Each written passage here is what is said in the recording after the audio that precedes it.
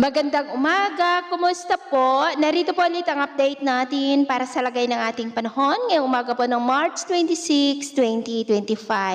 Sa ngayon ay patuloy pa rin natin na binabantayan ang isang sama ng panahon na nasa silangan ng Mindanao, about 378 km east of Mati na nagpapaulan na ang trough niyan sa ilang bahagi ng Eastern Visayas at coastal areas ng Surigao provinces.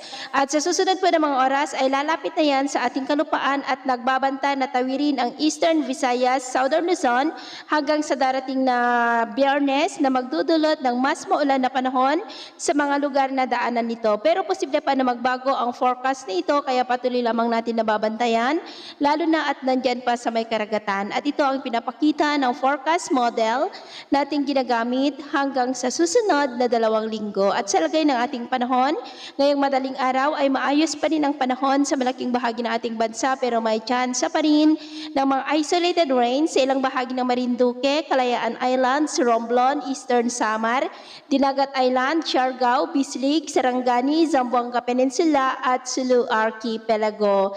At mamaya ay sisikat po ang araw sa malaking bahagi ng ating bansa pero may chance pa rin ng mga cloudy skies with isolated rain sa may Samar provinces, Leyte, ilang bahagi ng Bohol, northern part ng Cebu, Surigao del Norte at Sulu Archipelago. At mamayang hapon, may chance pa rin ng mga pag-ulan sa ilang bahagi ng ating bansa lalo na dyan sa may Mindanao at Eastern Visayas.